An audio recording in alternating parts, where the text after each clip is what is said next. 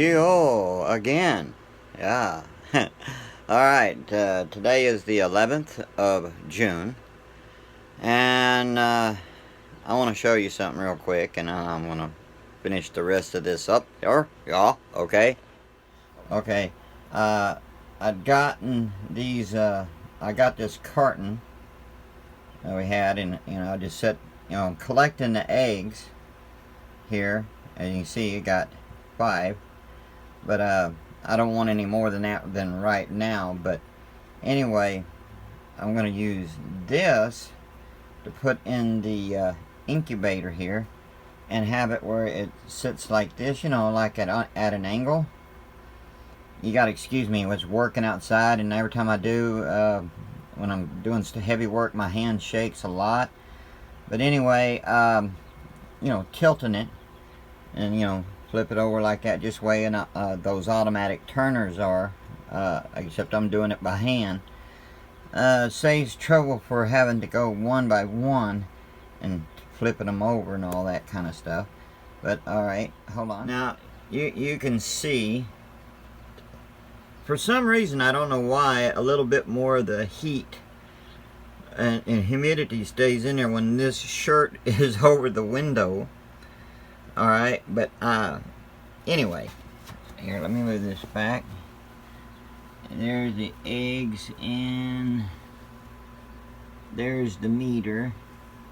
But anyway, I just got done flipping them, and I checked them over last night. And needless to say, that they're starting to develop. Now there's one I'm not too sure really about it, and that was the one that I had started on the first. There's no markings on it. I never put any markings on it, so that way I'll know that that was the first one. But we'll see on that egg. But the others is starting to do their developing and all that stuff, which is good. But the question is, will they finish developing? That's the question. But anyway, what I wanted to say real quick, okay, the chickens that I have, and I will do another video showing you where I am fixing to put them. I will show you how big they have grown. Yeah, getting a little fat. But anyway, when they get big enough to start laying eggs and all this, and then start getting some good egg laying and all that kind of stuff, I've been, to stretch the food, I've been fermenting their feed, and that helps a lot. Plus, when it's time for them, I will let them free range with the others. But anyway, when they start laying eggs, and when we have a little bit more than what we need, and when we start hatching more chicks, if I don't know how I will do it, as far as if I can ship live ones to you, if I can figure out how to do that without a big expense on my part. I will take orders, and I will charge less than what the others are charging you for baby chicks. But if you're wanting fertile eggs, I will see if I can ship them to you. But if you live here in the state of Arkansas, we can arrange for you to come and pick them up. All you got to do is send me a message on Facebook and Messenger, or you can email me at martywarhorse@gmail.com, and we can talk business. Now, I can guarantee you this, that with the eggs, that you can get them cheaper from me if you furnish the egg cartons. When you bring them to me. Alright, I will put the eggs in there, and I will kind of reduce the price a little bit more. If any of the eggs are dirty, you can wash them, okay? Don't go, ooh, I don't want to wash them. but you need to, it's just good to wash the eggs anyway if you're going to eat them, but unless you're going to hatch them. You know, and I can't always guarantee all of them's going to be fertile, but I can probably guarantee about half of them. But anyway, I will let you know whether I can guarantee you 100% if they're all fertile or not if you're wanting to hatch them. But anyway, and even if they're fertile and you just want to eat them, that ain't going to affect the eggs one bit. So that was a little FYI. I just thought I'd throw in there. And I've been out there working, helping. My brother's been helping me with the chicken pen. It was one of those pens we just put up in a hurry, and it's not a correct, absolutely perfect pen, but it works. As long as it functions, it's okay, you know. But it had to put some cement out to, you know, on the areas where what do you call them, the possums and such had been getting in there before. It had big rocks on there before, but it just had a big problem, so we just put some cement there, and it got that Quikrete. It was $4 a bag. Go figure. That was pretty cool. But anyway, got that out there and letting that dry, and then I'm going to take the baby chicks once that's dry and put them out there. Well, I'm not talking about the little tiny ones. I don't have little tiny ones except one, and that's Cricket. And I will put her in the one cage that the other chickens in is now, and then I'm going to take them and put them out there in the pen, the coop thing. And yeah, I got to put some more boxes in there eventually and all this kind of stuff, you know. Do some work on that and get my brother to help me on that. But I got to get some nesting boxes in there, so that way when it comes time, can put some in there and they'll be ready for them when they're old enough to lay eggs and what have you. But and I got to get the roosting bars in there. Yeah, alright, but anyway, I'll show you that. You know, it's not the prettiest pen, so don't expect, oh, it's going to be look so fancy with people like they got lots of money. You make do with what you got, but you try to make it workable, that is functionable, that it does its job. But eventually I'm hoping I can be able to somehow get another coop around up and everything, which would be a little better, but I'll still have some in that and put some in another coop and all that. Okay, that's enough of that. I will catch you later. I love you all, and you be blessed, alright? So, take care, and yeah, my arms, this was starting to really shake. I do a lot of heavy stuff out there, and that hurts. Oh, boy, it puts a strain on the arms.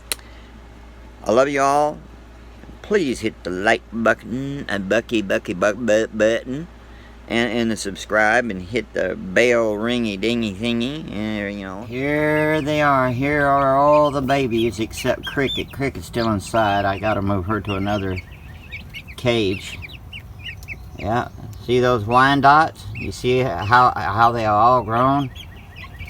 Now you're gonna see one over here. It's got something looks like a purple tail.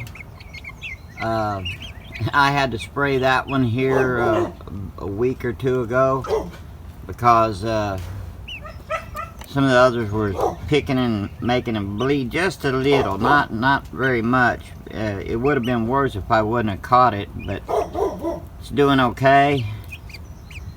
And now this isn't the best setup. This is what I call hillbilly rig. But considering, you know, we had to put this thing up almost in one day, and we had very little stuff to work with, so I'm just letting you see. I gotta finish fixing this up. I'm not done yet. I got to, right now that's just rigged temporarily. I gotta get a proper things put up for perches. That's kind of like a little temporary perch. Had to put some cement all up, around, up and back off over there, because possums, you know, they had been getting up in there, and we put big old rocks and stuff over, and I just decided, well, get that out of the way. And yeah, it needs to be fixed up better. And but I made sure they got plenty of water, made them a waterer thing over there too. So, and they got a feeder over there, and they got that little feeder dish and all that kind of stuff. But they're enjoying that. Yeah, they can jump, can't they? They're enjoying that. But yeah. So I'm hoping when I got everything for today that needs to be taken care of. But they should be all right for the night. And oh, I see that bucket's got little, they got them nipples on the end of it, you know. So, yeah, that's pretty much the setup. And I did have this tarp here used to sit up here, and somebody, I won't mention that one's name, tore it down, wouldn't take it down. It just ripped it down, that person. And I gotta try to rig that, get some more new tarps and stuff here up. So and you can see you got shade trees and stuff over your little sun. During the middle of the day, you got trees up there and all that. So yeah, this does the job temporarily, but this will be set up for, you know, basically when they get a little bigger, I'm gonna open up the thing, let them free range, but also letting the other chickens, the Wendigo, Black Betty, and Mika, to get used to them, and them to the babies with them. And so this way, you know, they can see each other and all this kind of stuff right now, and then when it's time, I can let them out and let them free range. So yeah, boy, they sure have grown, haven't they? Man, they have grown. Oh, you remember Gray Coat, the pigeon? All right, that is a wild pigeon that he took up with. That's his mate, and they got a nest. Yeah, so that's that. That's the end of this. But Gray Coat, he's sitting on the nest and right now, and she's out doing her thing, sitting there feeding. I thought that was pretty cool, because see, he was gone for almost a week, and I thought something bad had happened to him, and then when I gave up on him, there he was, and then next thing you know, there she was. Was one more, but I think they decided, well, three's a crowd. But so anyway, that's that. I'm tired. I'm bushed, and I got other stuff I have to do yet. You know, so I'm just kind of taking a break here, showing you the babies, and I'll show them one more time to you. Hold on, and I get that right there.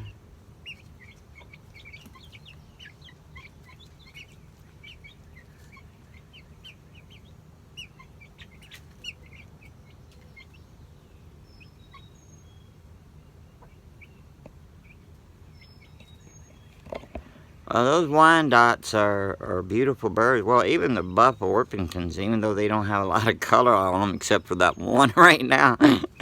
But, yeah. Well, Mrs. Gray Coat has just went back to the nest. They nest underneath the carport, up on the top, up there, you know, inside. But, okay, that's it, y'all. I still got to keep y'all updated on the eggs, the incubator, and all that. But that's it for this little thing here. That's it.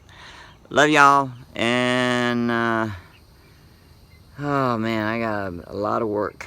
A lot of work. Alright. Love y'all, and catch y'all later. Be cool. Be good. Be excellent to each other, alright? And I'll see you in the funny papers. Aho.